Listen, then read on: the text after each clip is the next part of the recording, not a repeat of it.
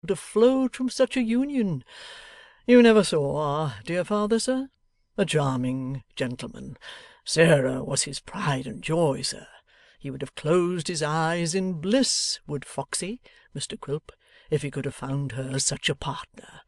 You esteem her, sir?' 'I love her,' croaked the dwarf. 'You're very good, sir,' returned Brass, 'I am sure. Is there any other order, sir, that I can take a note of, besides this little matter of Richard?' 'None,' replied the dwarf, seizing the saucepan. 'Let us drink the lovely Sarah.'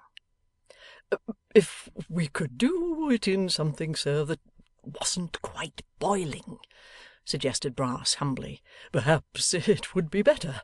I think it will be more agreeable to Sarah's feelings, when she comes to hear from me of the honour you have done her, if she learns it was in liquor rather cooler than the last, sir.' But to these remonstrances Mr Quilp turned a deaf ear. Sampson Brass, who was by this time anything but sober, being compelled to take further draughts of the same strong bowl, found that, instead of at all contributing to his recovery, they had the novel effect of making the counting house spin round and round with extreme velocity, and causing the floor and ceiling to heave in a very distressing manner.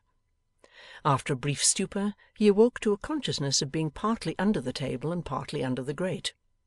This position not being the most comfortable one he could have chosen for himself, he managed to stagger to his feet, and, holding on by the Admiral, looked round for his host.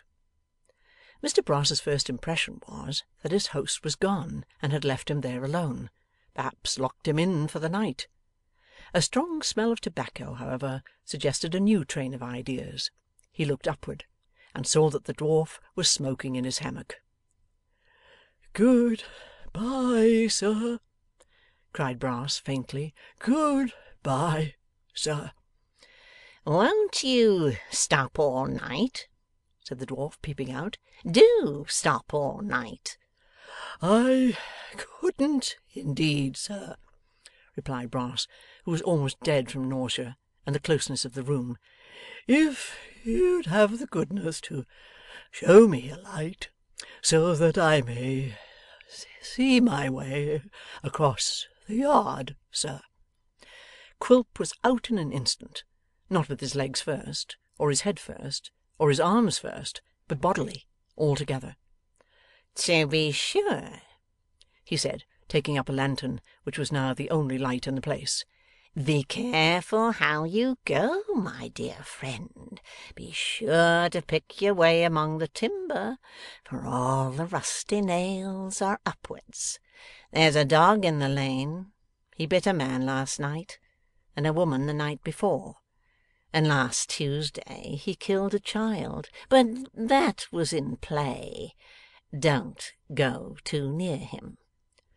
'Which side of the road is he, sir?' asked Brass, in great dismay.